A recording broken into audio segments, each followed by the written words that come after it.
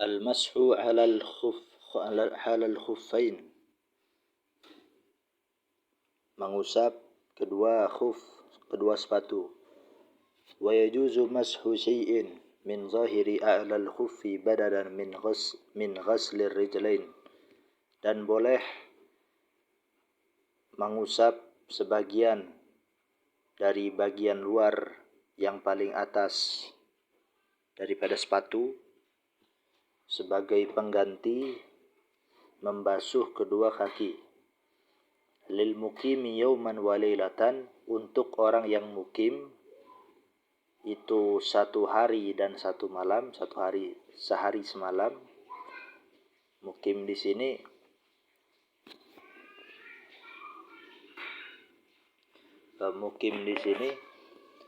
di dalam permasalahan khuf, silahkan cek di kitab Taqriratus Sadidah.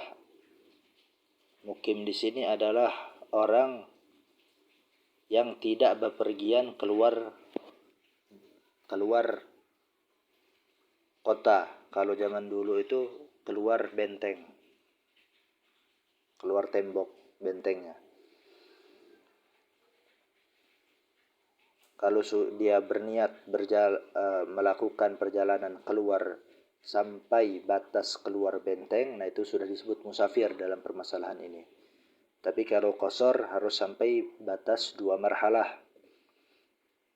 Walil musafiri salasata ayyamin bidayaliha, dan untuk orang yang musafir, orang yang minimal bepergian ke batas keluar daerah, salasata ayyamin bidayaliha, itu adalah 3 hari dan dengan malam-malamnya, 3 hari 3 malam. Waktu berlakunya bisyarti an yulbasa ala taharatin kamilatin, dengan syarat sepatunya itu dipakai dalam keadaan suci yang sempurna. Orang yang memakai sepatu harus memakai sepatu itu dalam keadaan sudah terbebas dari hadas kecil maupun hadas besar. Wa an yakuna qawiyan yumkinu mutabi'atul masyi bihi lil hajah, dan sepatunya itu kuat, yang mana bisa digunakan berjalan sepatu itu bisa digunakan berjalan dengan sepatu itu, lil hajah, untuk suatu keperluan. Enggak boleh gampang robek. Wa an yakuna mani'an linufuzil ma'i minal kharzi law subba alaihi, dan sepatunya itu bisa mencegah tembusnya air dari jahitannya. Enggak boleh sepatunya itu tembus air, itu enggak boleh. Law subba alaihi, jika atau kalau atau seandainya air tersebut diguyur ke sepatu tersebut. Wa an yakuna tahiran, dan sepatunya itu harus suci. Wa an yakuna satiran li mahallil ghasli min ghairi a'lahu, dan sepatunya itu menutupi tempat basuhan. Tempat basuhan itu kan kalau di kaki dari ujung jari sampai mata kaki, di atas mata kaki sedikit. Yaitu harus menutupi bagian tersebut sepatunya. Min ghairi a'lahu, tapi daripada selain atasnya sepatu, daripada selain atasnya bagian yang dibasuh. Kalau dilihat dari atas dia kakinya kelihatan, nah itu enggak apa-apa. Enggak disyaratkan menutup dari bagian, kan kita pakai sepatu itu kan sepatunya pastikan yang bagian arah atas itu kan bolong kan, enggak bisa dipakai kalau enggak bolong. Nah itu kalau terlihat dari bagian atas, nah itu enggak apa-apa, tetap bisa untuk dikategorikan sebagai khuf. Amma minhu, adapun dari bagian atas, fala yushtarat, maka itu tidak disyaratkan. Wala yahsula lilabisih hadasun akbaru, dan tidak hasil bagi sang pemakai tidak mengeluarkan hadas akbar, tidak terkena hadas akbar, hadas besar. Nggak boleh yang memakai khuf tersebut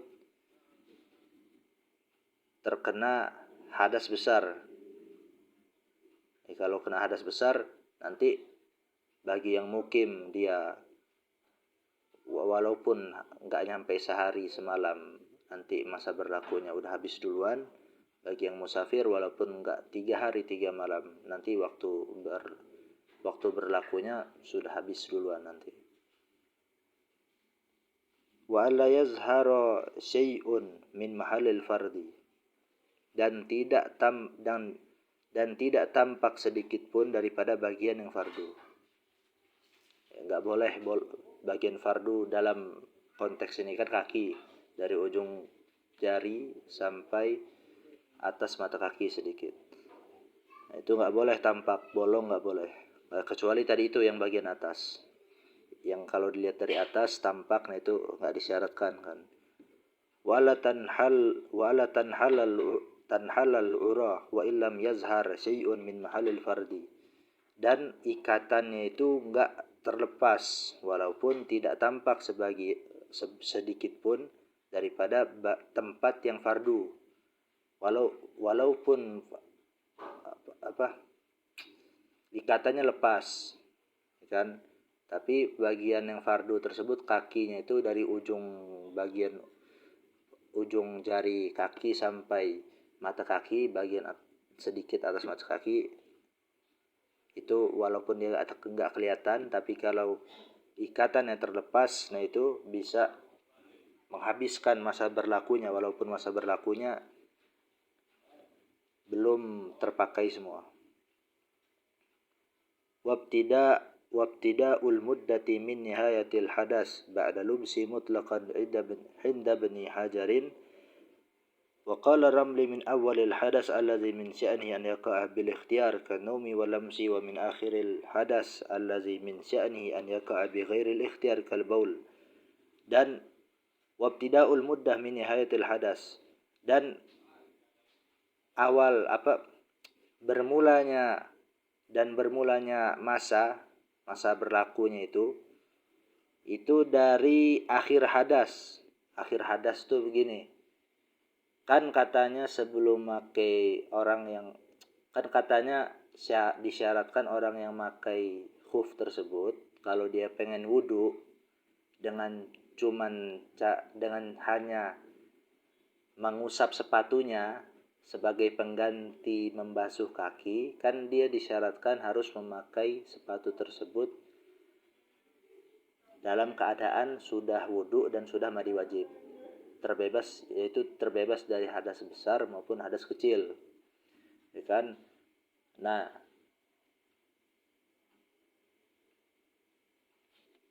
berarti kan dia belum pakai wudu yang ngusap sepatu itu. Nah, kapan dia pakai wudu yang ngusap sepatu itu? Setelah dia terkena hadas, setelah pakai sepatu, wudunya batal, hadas kecil wudunya batal, pakai sepatu dia wudunya batal. Nah, pas wudunya batal itu, setelah pakai sepatu itu disebut awal hadas. Disebut akhir hadas kapan? Sampai dia wudu lagi dengan cara pakai khuf tadi, dengan cara ngusap khuf tadi itu. Ya diguyur nggak apa itu kan, tapi seandainya batas minimalnya cuman ngusap khuf, nggak perlu dibasuh, nggak perlu diguyur ke sepatunya, cuman cukup diusap walaupun cuma sedikit senti misalkan. Nah, itu ketika dia wudu dengan cara pakai khuf, nah itu disebutnya akhir hadas karena hadasnya berakhirnya saat itu. Nah, waktu bermulanya itu kan untuk yang mukim sehari semalam dan untuk yang musafir 3 hari 3 malam. Kapan mulainya? Mulai jalan waktunya ini. Nah, dari akhir hadas. setelah memakai tentunya. Ada lubsi mutlaqan, secara mutlak. Nah, kenapa disebut secara mutlak? Secara mutlak di sini karena nanti terjadinya hadas itu ada yang latar belakangnya karena bisa milih,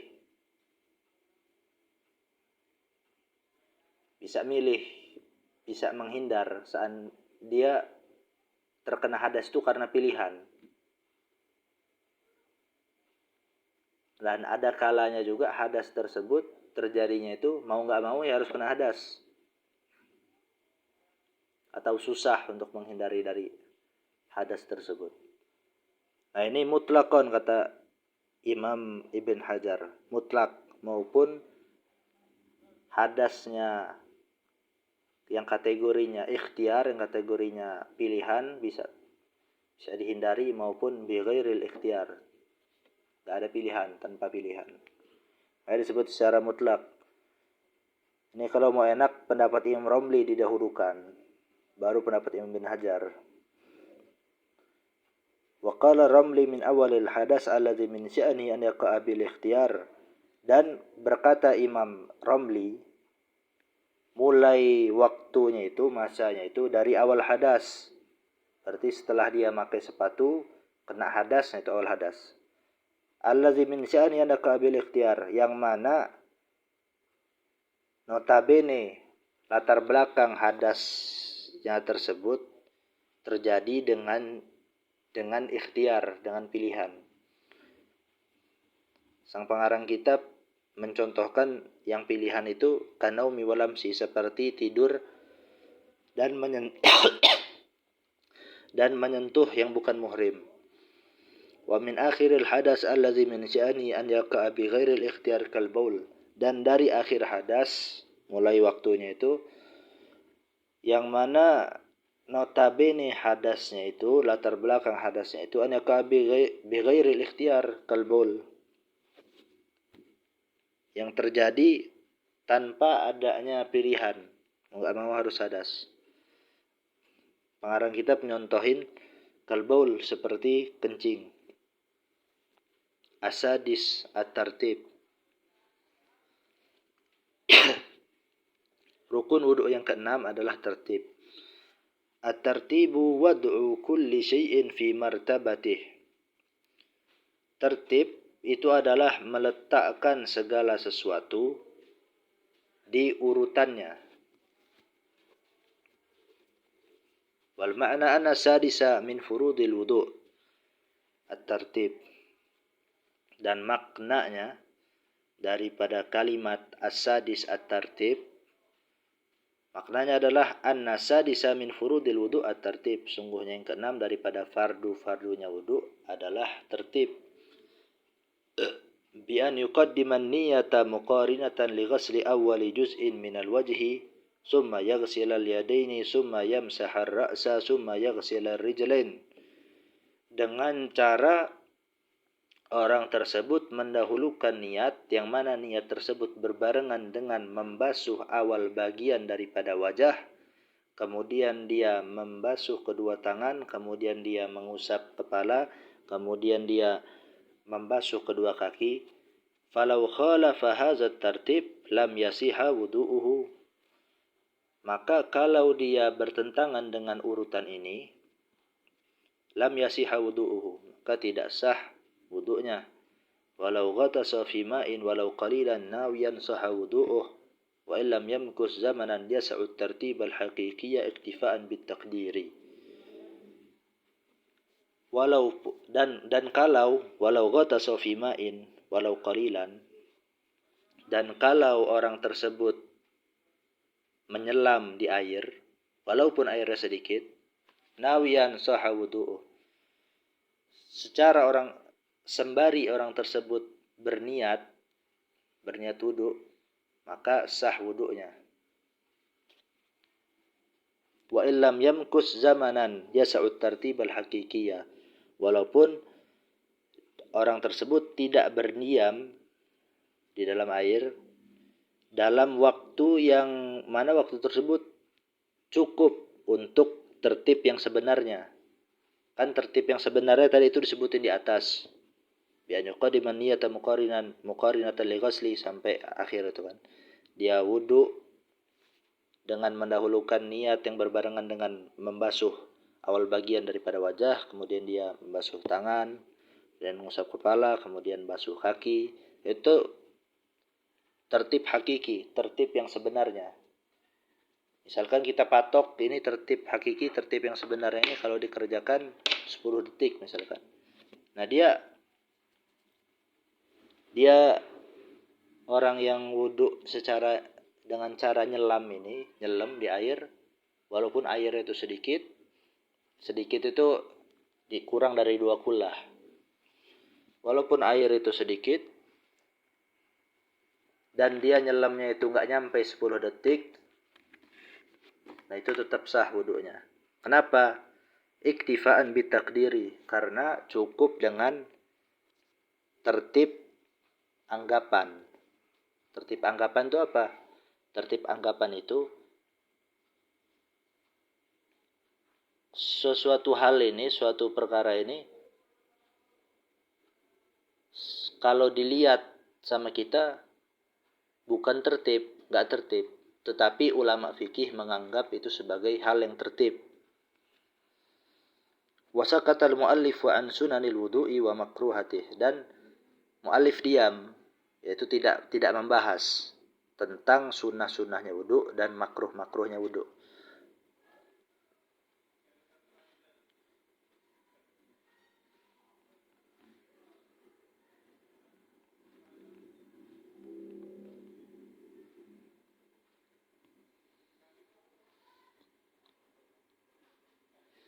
Oh iya, kemarin itu kan ada pengertian tentang sah dan tentang batal.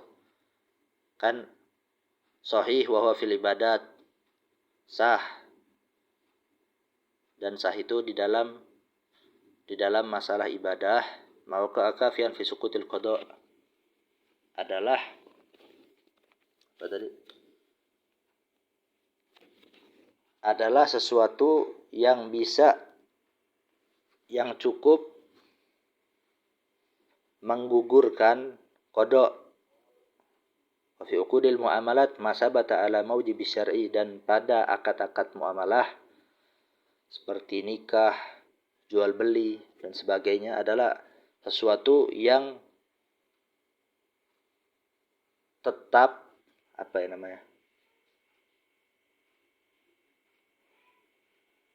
sesuatu yang tetap di atas kewajiban syariat, sesuatu yang sesuai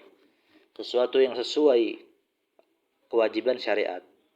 Nah, apa efek dari perbedaan definisi sah di dalam bab ibadah dan di dalam bab muamalah? Nah, jadi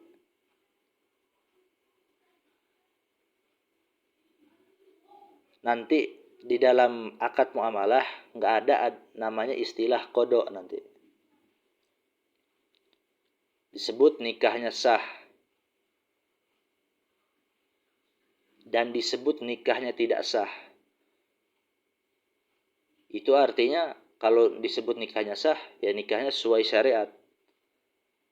Kalau nikahnya disebut tidak sah, ya nikahnya tidak sesuai syariat. Beda masalahnya kalau dalam ibadah.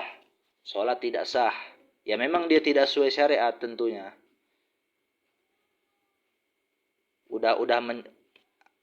Definisi sah di dalam ibadah itu sudah mencakup definisi sah di dalam muamalah. Tetapi definisi sah di dalam muamalah itu belum mencakup definisi sah di dalam ibadah.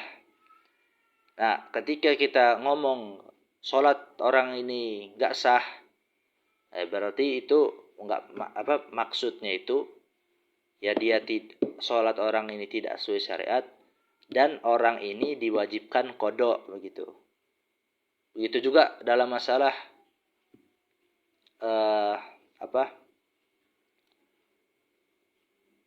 puasa Ramadan misalkan.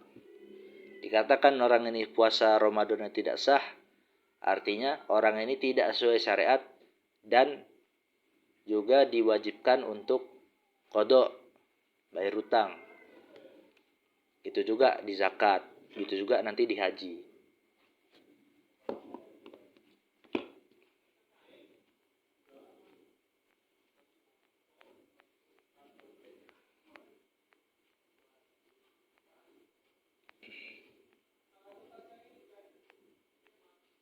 Sunanul wudu, sunnah-sunnahnya wudu.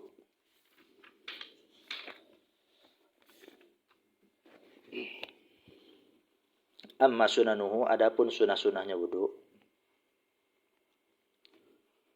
fakasiratun, maka sunnah-sunnahnya wudu itu banyak. Minha diantaranya daripada sunnah-sunnahnya wudu itu, asiwak adalah bersiwak, wa ghaslul kaffain ilal kaw'ain, dan membasuh kedua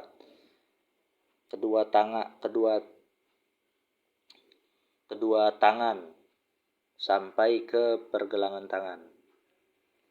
Wal madmadah wal istinsyaq, dan kumur-kumur dan menghirup air dan mengeluarkannya. Istinsyaq itu memasukkan air ke dalam hidung dan mengeluarkannya dari hidung.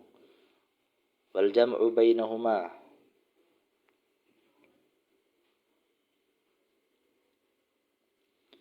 dan menggabungkan di antara keduanya, antara kumur-kumur dan istinsyaq. Maksudnya itu satu ambilan air gitu. Pas kita ambil air di tangan, itu sekaligus untuk kumur-kumur dan juga untuk istinsyaq, untuk masukin air dan mengeluarkannya dari hidung. Buat taslis, dan 3 kali. Ini pada seluruh hal di dalam wudu. 3 kali. Kecuali leher. Enggak disunahkan taslis. Wa mashu jami'ir ra'si, dan mengusap seluruh kepala. Wa mashul uzunain wasimakhain, dan mengusap kedua kuping dan kedua lubang kuping. Wa takhlilu asabi'il yadaini warijlain, dan menyela-nyela jari jemari tangan dan jari jemari kaki. Wal mualah, dan terus menerus. Terus menerus ini adalah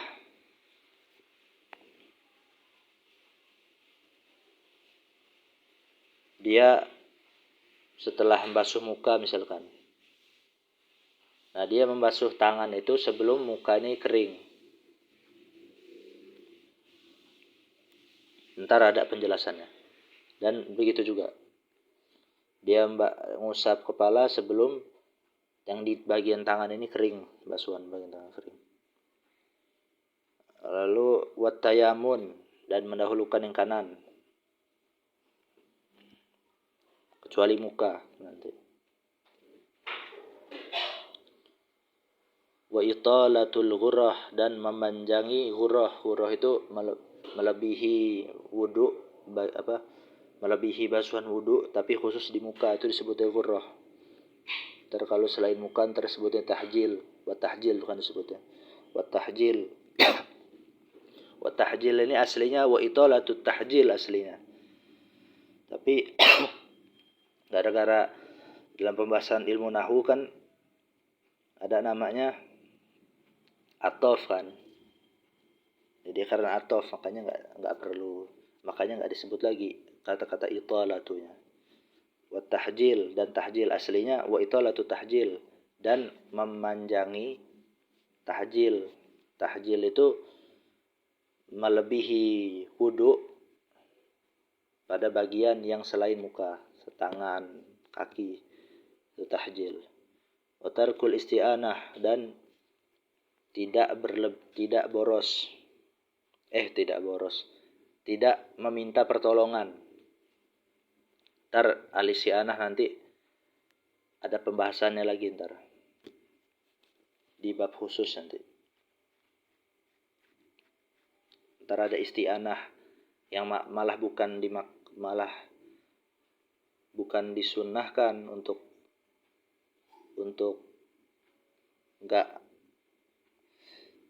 nggak minta tolong. Ntar malah ada minta tolong yang wajib. Ntar misalkan orang lumpuh, nah itu dia bukan malah disunnahkan untuk nggak minta tolong, dia malah wajib untuk minta tolong. Ntar ada pembahasan ntar tentang minta tolong nanti. Wa ma'na siwak lughatan adalku, dan makna siwak secara bahasa adalah menggosok, wa alatuh dan alatnya, dan alat menggosok. Jadi bukan siwak itu nggak terbatas kayu siwak itu, bukan. Itu sebenarnya kayu arok itu sebenarnya. Siwak itu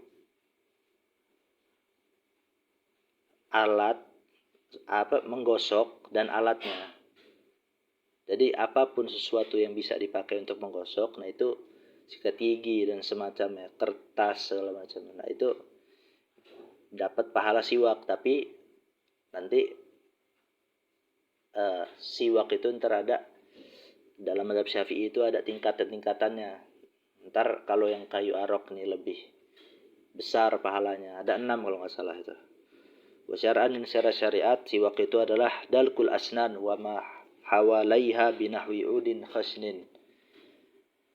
Dan secara syariat siwak itu adalah menggosok gigi-gigi dan apa-apa yang di sekitar gigi dengan semacam kayu yang kasar. Walahu salah satu arkanin, dan pada siwak itu ada 3 rukun.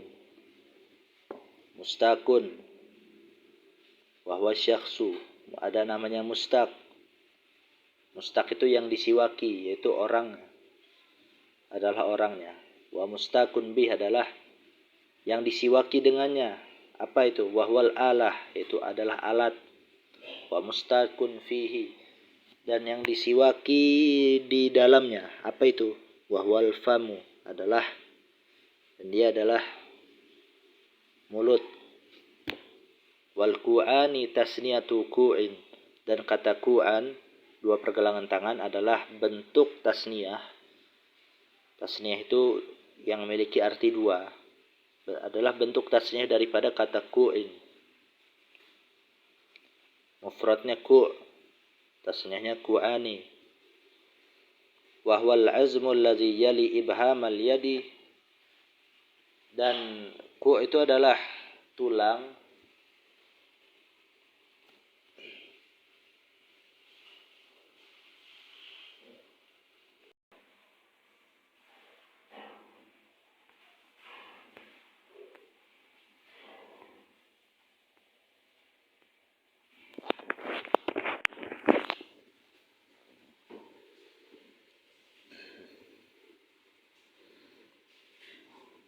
wahwal azmul ladzi yali ibhamal yad, dan ku itu adalah tulang yang di bawah jempol tangan.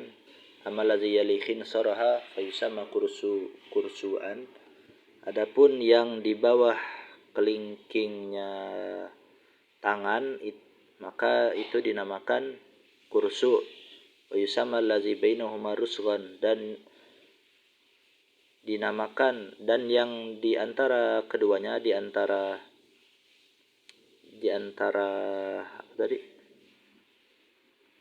ku sama di antara kursu itu adalah dinamakan rusghan atau rusghun kalau tidak dijadikan maf'ul bih. Wallazi yali ibhamar rijli bu'an, dan yang di bawah jempol kaki itu disebutnya bu'. Wal madmadah, dan berkumur-kumur itu adalah idkhalul ma'i fil fam, adalah memasuki air di mulut. Wal istinsyaku idkhaluhu fil anfi, dan istinsyak adalah memasuki air ke dalam hidung. Wa ghasalatul uzunainil masnunatu isnata asyrata, dan basuhan kuping yang disunahkan itu ada 12.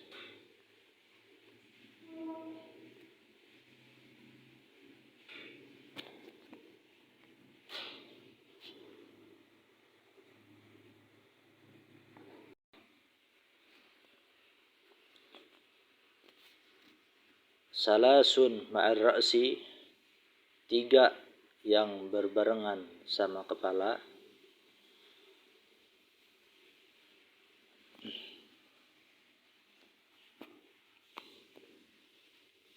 wasalasun ba'dahu,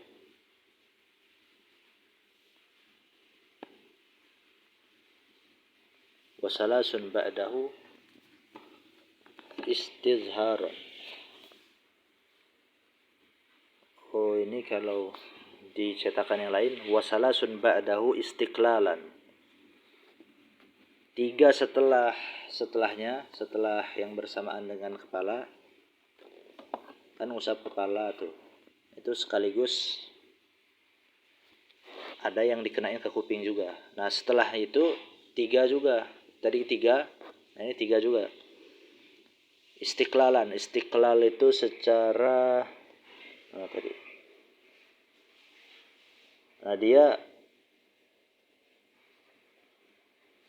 yang telunjuk menyala-nyala bagian lipatan-lipatan kuping, dan yang bagian jempolnya itu bagian luar kuping.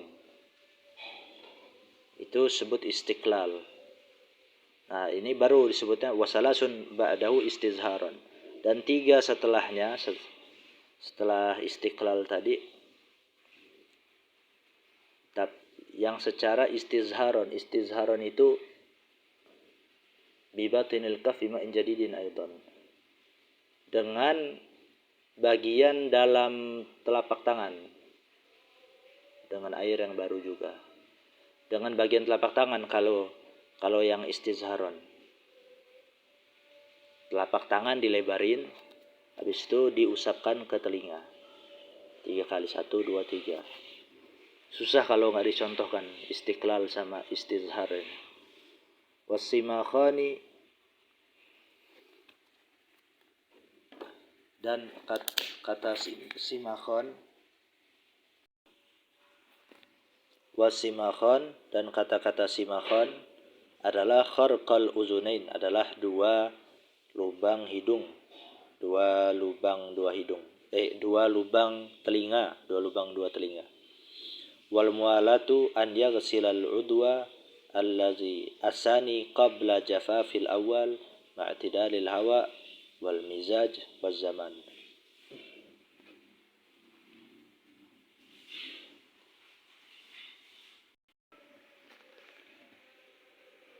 Wal mualah itu adalah orang tersebut membasuh anggota tubuh yang kedua sebelum keringnya anggota tubuh yang pertama. Tetapi itu, hal tersebut beserta normalnya cuaca, normalnya suhu, wal mizaj, dan normalnya badan, wazaman, dan normalnya musim. Jadi kalau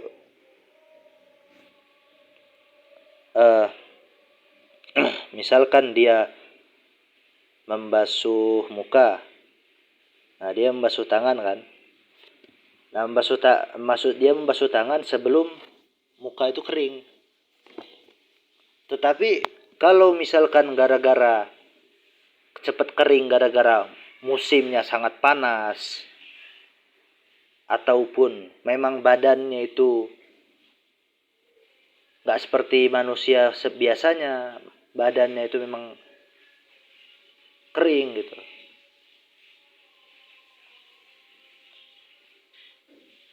Nah, itu bukan masuk hitungan waktu itu. Yang masuk hitungan waktu, dia nggak berpatokan sama itu maksudnya gitu loh. Dia berpatokannya sama orang seandainya wudhu dalam keadaan normal.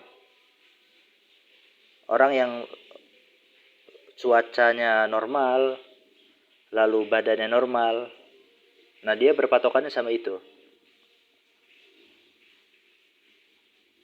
atau di nggak kering-kering nggak kering-kering yang bagian mukanya tadi itu dikarenakan lagi hujan misalkan. Nah, itu kan lagi nggak normal itu. Nah, itu dia nggak dijadikan patokan itu. Tetap dia yang menjadi patokan mualah atau bukan, itu adalah orang yang saat wudu di keadaan yang normal dan orang yang wudu dan beserta badan yang normal. Atau dia punya kelainan, misalnya tubuhnya itu kalau terkena air susah kering, itu nggak jadi patokan dia. Tetap dia berpatokan sama orang yang normal dan di cuaca yang normal. Wal ghurrah, dan ghurrah, apa itu ghurrah? Ghurrah itu adalah ismun lima la yatimul wajib illa bih fil wajhi. Adalah suatu nama untuk sesuatu yang mana suatu kewajiban itu tidak akan bisa sempurna melainkan dengan sesuatu tersebut. Yang di wajah. Kan wudu batas muka kan dari tempat ujung tumbuh rambut sampai dagu. Terus itu dari di antara kedua kuping. Nah, itu kan kita gak bisa kita mau pas 100% tahu mana bagian yang diwajibkan dalam syariat.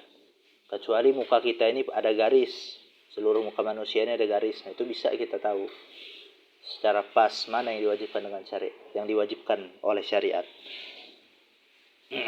Nah, ini kan gak bisa kita untuk mana sih bagian muka yang sebenarnya yang pas itu yang mana? Pas 100%. Itu karena gak bisa, maka masuklah kaidah ini. Ghurrah itu adalah ismun lima la yatimul wajib illa bih fil wajhi. Adalah suatu nama untuk sesuatu hal yang mana kewajiban tidak akan bisa sempurna melainkan dengan hal tersebut yang di dalam permasalahan wajah. Wa tahjil ismun lima la yatimul wajib illa bih fil yadain war rijlain. Nah, sama ini artinya. Tahjil adalah arti yang awal-awalnya maksudnya. Adalah nama untuk sesuatu yang mana suatu kewajiban tidak akan bisa sempurna melainkan dengan sesuatu tersebut. Fil yadain war rijlain, di dalam permasalahan tangan, kedua tangan dan kedua kaki. Sama kita kan nggak tahu mana pas, bagian pas yang diwajibkan oleh syariat pada tangan. Dan juga kita nggak tahu mana bagian yang pas yang disyariatkan pada kaki.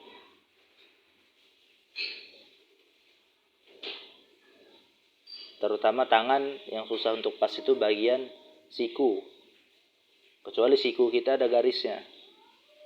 Dan kecuali kaki kita ada garisnya, itu baru bisa pas 100% untuk tahu mana bagian yang sampai situ pas 100% itu mana, baru tahu kita.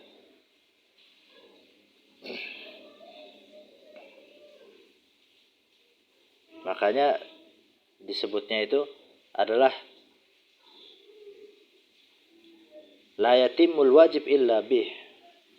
Mana suatu kewajiban itu tidak akan bisa sempurna melainkan dengan suatu tersebut.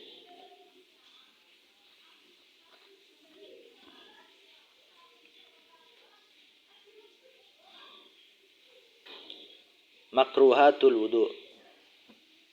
Kemakruhan wudu. Wa amma makruhatuhu fakasiratun aidan. Dan adapun kemakruhan wudu, maka itu banyak juga.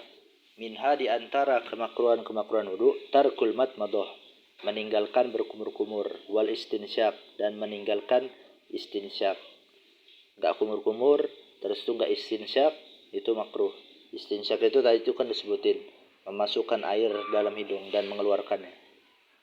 Itu istinsyar ya kalau mengeluarkannya. Tapi enggak disebutin di sini. wa tarku tayamun, dan mendahulukan yang bagian kanan, dahulukan kiri. Nah, itu makruh. Wa taharah min fadlil mar'ah, dan wa tahara min fadlil mar'ah, dan bersuci dari bekas wanita. Wa ziyadah ala salas yaqinan, dan menambah di atas 3 kali yang secara yakin. Dia dah yakin kalau dia basuh wajah misalkan 3 kali, tapi dia tambahin. Artinya apa? Kalau enggak dia menambah lebih dari 3 kali karena dia ragu, nah itu tidak dimakruhkan. Dia ragu, itu udah 3 kali apa belum? Tambahin, enggak taunya 4. Nah itu enggak makruh dia. Yang makruh itu dia udah yakin, udah tahu secara pasti bahwasanya dia membasuh muka 3 kali, nah dia tambahin. Nah itu makruh baru. Wa naqsu anha, dan mengurangi dari 3 kali. Sama ya, wa naqsu anha ini yakinan juga. Wal isti'anah biman yaghsilu a'dha'ahu bighairi uzrin, dan meminta tolong dengan orang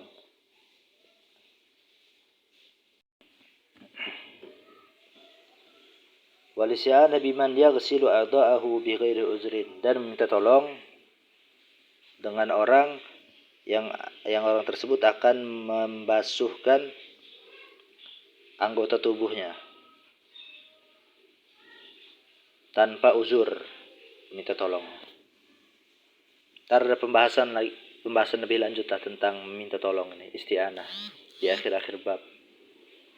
Wal wudu' minal ma'ir raqid, dan wudu dari air raqid, air yang menggenang.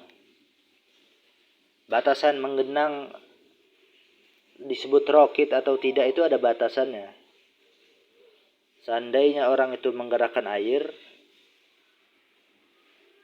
kalau masih bisa digerakkan semua, itu baru airnya disebut air raqid. Air menggenang nih, digerakin, gerak semua seluruh bagian air itu, disebut raqid. Tapi kalau airnya itu walaupun dia diam airnya, ya, tapi sangat luas, kolam renang misalkan 20 meter kali 20 meter, dia gerakin, itu kan dia nggak bisa untuk menggerakkan seluruh bagian permukaan airnya. Nah itu nggak disebut raqid. Jadi air raqid itu kan artinya air yang diam. Itu secara bahasa, tapi secara syariat beda lagi. Nggak hanya diam doang, tapi diam yang mana air yang diam ini bisa digerakkan seluruh bagian air tersebut. Jadi kalau airnya walaupun diam, airnya tidak bisa digerakkan seluruh bagiannya oleh kita, maka nggak termasuk air raqid. Wal israf fi shab, dan boros di dalam mengguyur air. Wa yahrumu minal musabbal, dan haram dari air musabbal. Air musabbal itu adalah air wakaf, ya, yang disediakan untuk minum.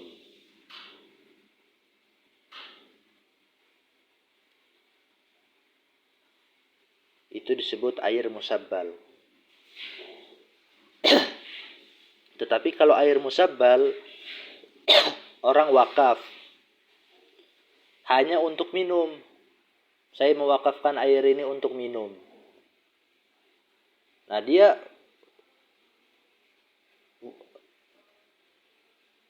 jangankan boros, nggak boros saja, intinya dia udah dipakai untuk selain minum, misalkan untuk wudu, kan lagi pembahasan wudu, nah itu udah haram. Air wakaf, diwakafkan orang. Saya mewakafkan air ini untuk minum. Di dalam mazhab Syafi'i ini ya.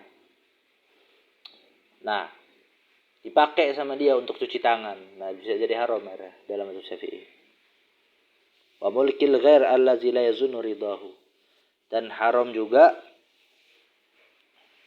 wudhu daripada air milik orang lain yang mana tidak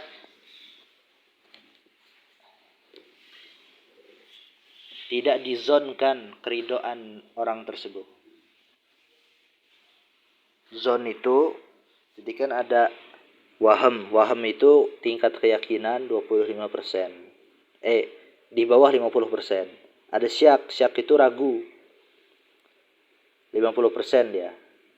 Nah, di atas 50% itu disebutnya zon.